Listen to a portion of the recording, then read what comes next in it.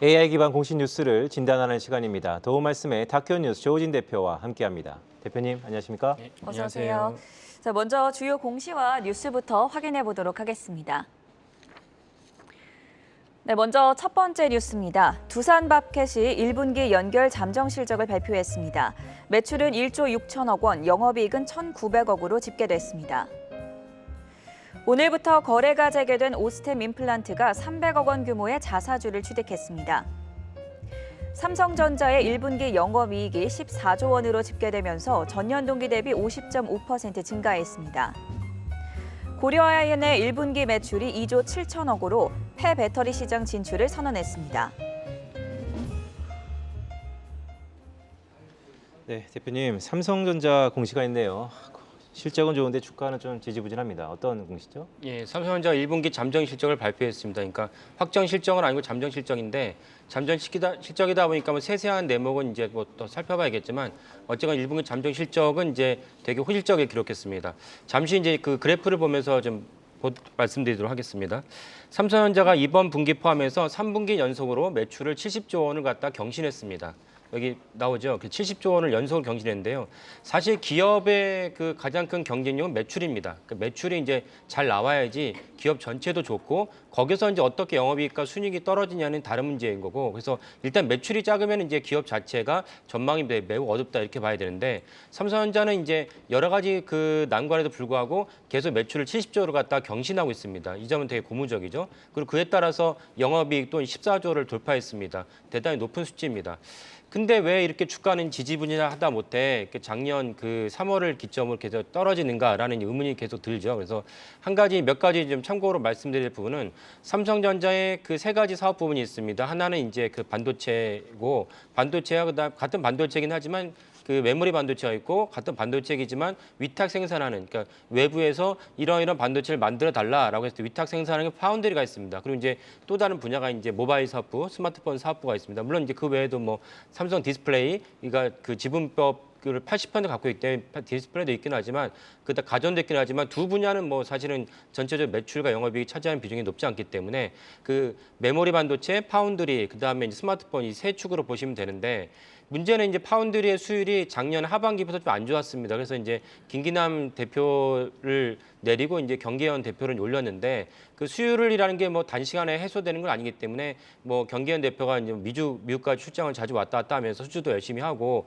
또 당연히 이제 그 경계현 대표도 원래 이제 뭐 반도체 쪽에서 잔뼈가 굵은 분이기 때문에 삼성전기 대표이사를 했다가 이번에 급박하게 이제 삼성전자 대표로 다시 복귀를 했습니다. 이유는 아까 말씀드린 반도체 때문인데, 그래서 그 원인은 다 알죠. 파운드리 수율을 높여야겠다는 원인을 알고 있고, 그래서 이제 열심히 하고 있지만 아직은 이제 그 가시적인 수치는 나오지 않은 상황입니다.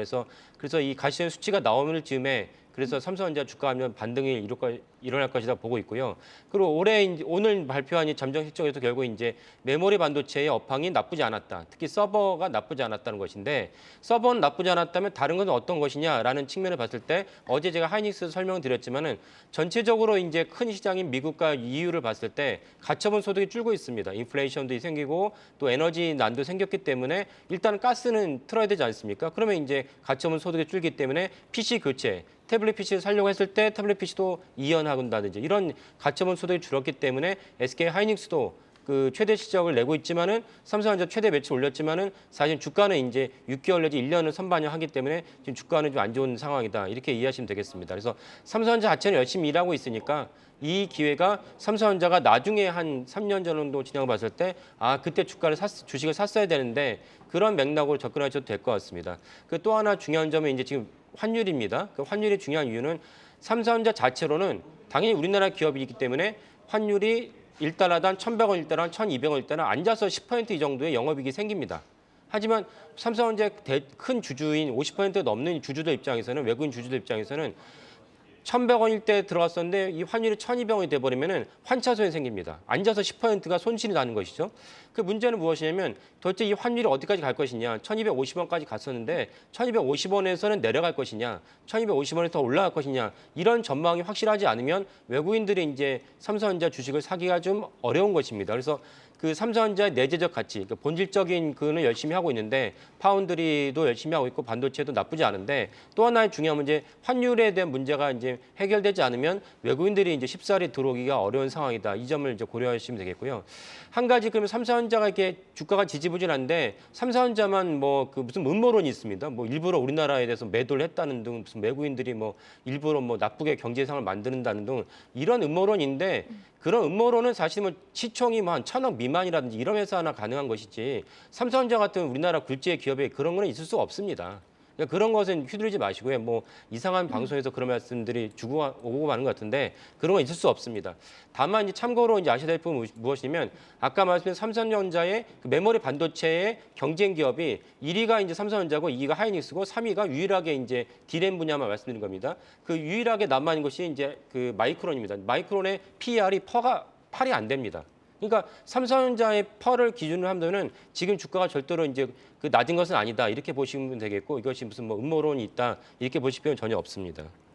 네, 삼성전자가 분기 최대 매출을 기록했음에도 불구하고 이틀째 신저가를 걷고 있습니다. 오늘도 6만 4천 원 선까지 내려온 상황이고요. 바로 두 번째 고려아연으로 넘어가 보겠습니다. 오프닝에서도 속보로 전해드렸지만 오늘 잠정 실적이 공개가 됐는데 결과가 어떻습니까? 예, 결과가 아주 좋게 나왔죠. 이제 2조 7천억 영업이익 2,800억이 나왔는데 단순 계산을만 해도 영업이익률이 10% 넘지 않습니까? 그러니까 고려아연은 되게 무거운 주식입니다. 그러니까 무거운 주식이라는 거는 회사 자체가 그 본질이 이제 아이언이고 아이언의 전 세계 글로벌 마켓 쉐어가 10% 해당하는 1위 기업입니다. 아이언만 치면.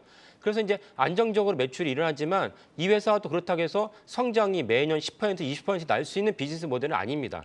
그런 면에서 무거운 기업이고 또 정황적으로 봤을 때는 뭐 명확하게 근거는 없지만 회사 입장에서도 IR을 적극적으로 하지 않고 그러니까 우리 회사 주가가 올라갔으면 좋겠다.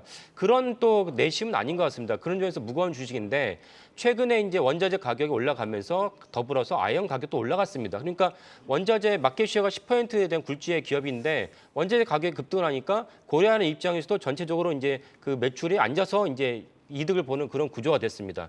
이제 또 하나 주목할 점 무엇이냐면 잠깐 그 도표를 한번 보시도록 하겠습니다. 그래서 아까 말씀드린 이제 원자재 가격 급등에 따라서 4분기부터 매출 올라갔고 올해 1분기도 그대로 됐습니다. 그래서 원자재 가격은 어쩔 수 없이 이제 전체적인 두 가지 요소, 그러니까 그 코로나 사태가 풀림으로 말미암아 생긴 병목 사태 이게 하나 있고 또 하나 이제 러시아의 우크라이나 침공 이 사태를 말미암아서 원자재 가격은 이제 적어도 올해 1년 정도는 그대로 가지 않을까라고 예측을 합니다.